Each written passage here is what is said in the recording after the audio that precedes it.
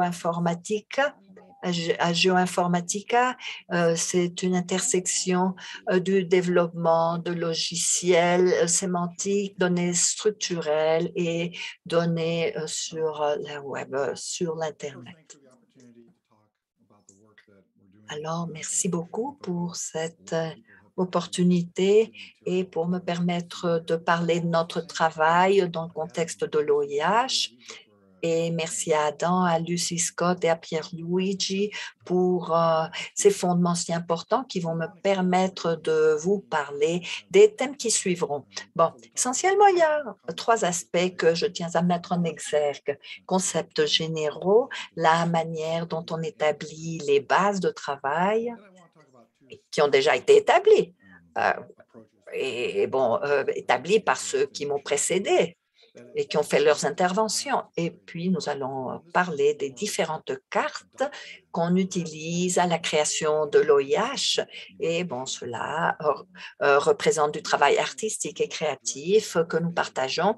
Et en dernier lieu, nous allons essayer de nous concentrer sur la géométrie spatiale, l'intersection entre les différents standards géospatiaux, les standards du web et comment ils se rassemblent dans le contexte de ce projet en termes de concepts généraux.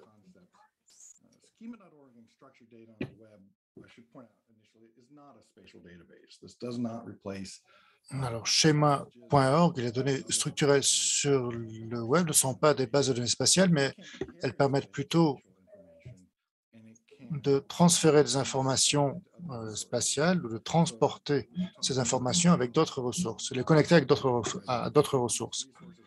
Nous avons parlé de l'idée là de connecter les cours par le biais d'un graphique, par exemple, qui peut être partagé. Et il s'agit là d'une capacité vraiment très puissante qui permet de connecter des documents avec différentes personnes en fonction de leurs événements, ou avec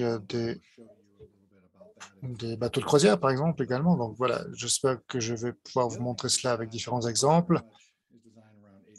Et ce concept promeut la découverte, fait en sorte que nous pouvons nous aligner avec d'autres types de connexions et c'est étroitement lié à la capacité de retrouver ces données, mais également avec la capacité de pouvoir partager ces différents éléments qui sont absolument nécessaires pour partager ces éléments de fair data. C'est une très bonne introduction justement au système de fair data, donc de données justes. On peut les utiliser comme identificateurs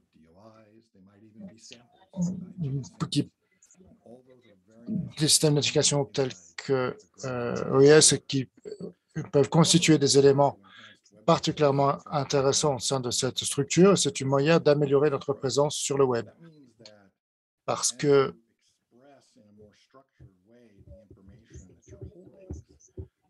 quand nous exprimons de manière beaucoup plus structurée les informations, eh bien, cela permet que Google ou autres puissent soutenir le développement de ces ressources par le biais de ses propres plateformes. Et au niveau de l'architecture web, eh bien, tout le monde peut donc avoir accès à l'information. C'est ce dont parlait Pierre Lidry par rapport au fait qu'il ne s'agisse pas d'un hub centralisé, mais bel et bien plutôt d'une approche de distribution de ces données et informations qui permettent de créer des indices, des index pour une communauté en particulier, pour une réunion ou un thème spécifique et précis. C'est un aspect vraiment très puissant et pertinent. Alors oui, nous nous basons énormément sur des standards, les normes web.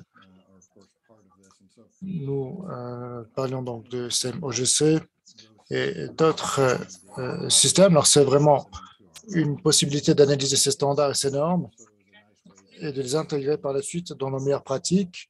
Et cette mise en œuvre est une des manières adéquates de pouvoir diffuser ces bases de données à l'ensemble du projet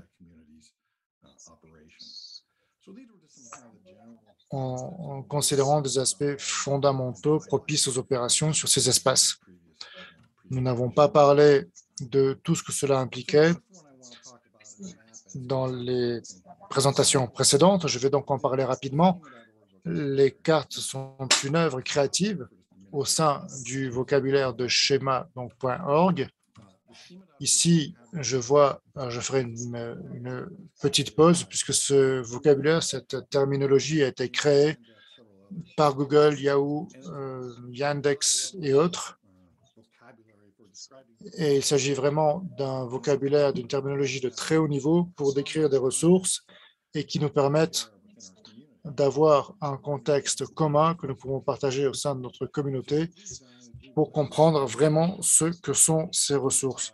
Nous avons donc profité de tout cela pour l'intégrer à l'Ocean Info Hub et d'écrire donc ces différentes thématiques. Ces thèmes donc sont les cartes spatiales et dans ces cas-là, il s'agit d'archives, de fichiers finalement KLM ou JSON PDF qui décrivent une région. Mais en utilisant ces documents, bien, les cartes peuvent donc exprimer des métadonnées associées à ces fichiers-là. Et je vous donne ici une vue d'ensemble assez rapide. Donc, à quoi ressemblerait un document de ce type? Nous avons mentionné le RDF triple que l'on peut voir dès ici. Lorsqu'il s'agit d'un thème qui nous permet d'entrer en communication avec un objet, nous avons donc ici le sujet qui est le thème dont nous allons parler, puis nous assignons un nom. Dans ce cas, le nom ici n'est qu'un simple fil de texte. Et nous avons donc cette visualisation beaucoup plus graphique, puisque les cercles, ce sont donc ici les thématiques, les noms de ce dont nous voulons parler et les concepts, les identificateurs, et par la suite, nous les lions par biais d'un autre prédicat vers un autre cours afin de pouvoir le définir plus en détail. Nous pouvons donc vraiment augmenter cette hiérarchie graphique petit à petit. Nous pouvons donc créer ces circuits qui nous permettent d'interrelationner, d'interrelier tout ce schéma. C'est donc le système de création InfoHub grâce à ces cartes géospatiales. Et tous ces éléments se trouvent sur le site de ODIS. Il s'agit d'un sous-ensemble de données. Ici, vous pouvez, par exemple, si celui-ci n'est pas très ordonné, nous avons une structure maîtresse. Ici, on voit l'auteur, l'identificateur, les mots-clés associés à tout cela.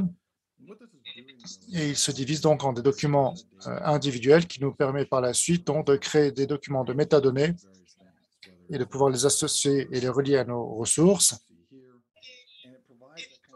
qu'il s'agisse de l'éditeur, le fournisseur, qui nous octroie donc ces liens URL ou REI, bref, différentes ressources en ligne, ou d'identificateurs .org, ou même des personnes. On peut avoir le type de propriété que nous voulons associer à ces ressources. Lorsque nous créons ces ressources et nous les intégrons à une page Internet, une page web, eh bien, on parle généralement de documents. Et à un certain moment, nous passons à la partie spatiale, mais lorsque nous créons ces documents-là et que les gens les publient sur Internet, sur le web, eh bien, comment nous pouvons effectuer cet effet levier? Alors, tout cela, finalement, eh bien, est recueilli finalement pour créer un index. Et cet index, en nous rajoutant une interface à cet index, ce n'est pas un type de produit que nous proposons, mais plutôt une documentation référencée de cet ensemble, de cet environnement de référence et d'information. Pour faire une recherche, un graphique qui a accès aux documents en JPL, dans ce cas-là, vous pouvez voir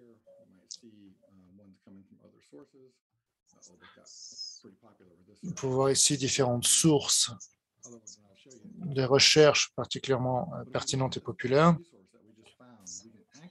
Si nous voyons ici la ressource OBIS, on peut voir la source de la page, la page source. On voit ici un schéma spécifique comme l'a spécifié, donc l'a mentionné Adam. Ici, sur cette ressource-là, c'est la manière par laquelle nous avons pu générer ce document JSON-LB qui a été intégré donc et quiconque peut procéder à ces opérations et on peut donc profiter de toutes ces capacités. Par exemple, si on veut chercher un type spécifique de ressources, on peut dire que nous voulons ici, par exemple, les coraux ou les ressources. Ce sont les thématiques fournies par la Hub. Mais sinon, on parle désormais de la question géospatiale qui est de la géométrie géospatiale, donc, qui est liée de l'Ocean Info Hub, comment nous gérons cette géométrie spatiale que nous avons utilisée. On parle donc du vocabulaire primaire qui est sur schema.org, mais dans ce cas présent, nous avons besoin de GeoSparkle pour pouvoir avoir une orientation beaucoup plus détaillée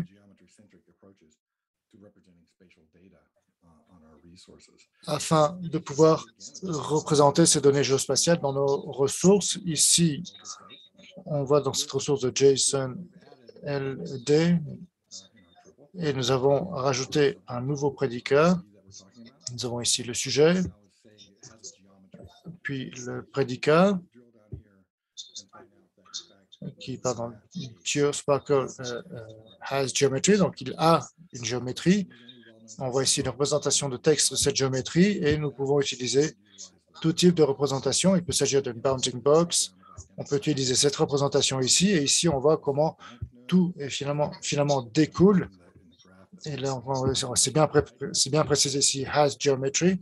Il y a une géométrie ici en blanc et on peut donc dire qu'il s'agit d'un well-known text avec une valeur CRS. Et nous parlons donc là d'un type de point.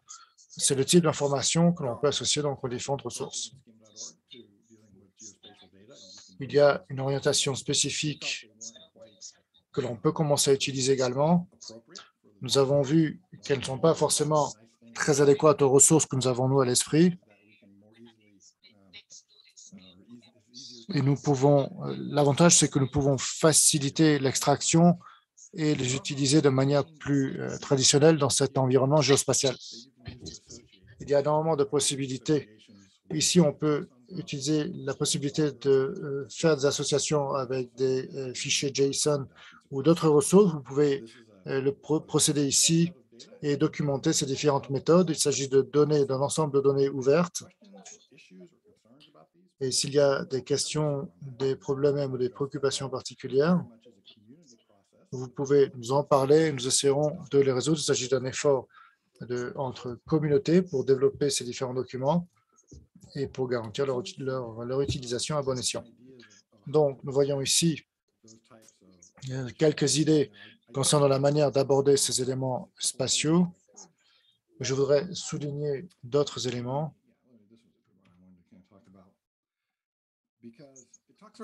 Ici, on peut parler de l'interconnexion de ressources. Dans ce cas présent, j'ai créé une carte type pour une région.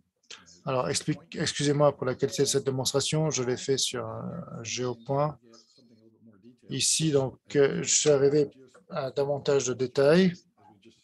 Un GeoSparkle qui a donc une géométrie, comme nous l'avons vu dans la section précédente. Il y a un polygone concernant cette région. Dans ces aspects, ce que je voulais surtout signaler ici, c'est que nous pouvons interconnecter ce type de ressources avec d'autres éléments sur le réseau. Par exemple, je pourrais les connecter avec les régions marines et je pourrais voir la page web de ce site en particulier, le connecter avec des données wiki reliées à Guam. Et ce que je veux souligner ici, c'est que cet aspect graphique que nous pouvons commencer à utiliser pour interconnecter différentes ressources issues de partenaires différents dans cet environnement. Donc, on peut tirer profit de ces découvertes et considérer différents vecteurs et de différentes ressources. Les graphiques de connaissances créés à partir de ces efforts. Nous avons ici une documentation et même si le portail de recherche que je vous ai montré est un site qui est en cours de développement, il y a un script de Java, un JavaScript qui est donc dédié à Internet. Donc, si vous voulez voir cet extrême pour aborder cette recherche spécifique et voir comment les résultats ont été obtenus, eh bien, toutes ces informations ont été divisées, sont bien présentes ici sur le site. Alors moi, ce que j'ai fait, c'est que très brièvement, j'ai vu l'un des aspects du graphique et de la carte comme un environnement de type document. Nous avons vu également des méthodes de géométrie spatiale pour les intégrer. Et ce type d'information est inséré dans une ressource. Et nous espérons pouvoir voir un exemple de la manière de pouvoir utiliser ceci dans un environnement de recherche. Je vois qu'ici que le temps de 15 minutes est écoulé, donc je m'arrête ici. Je vous recède le micro. Merci beaucoup, Doug. C'est une excellente contribution à cette conversation. Il y a énormément de commentaires dans le chat et j'en suis d'ailleurs ravi.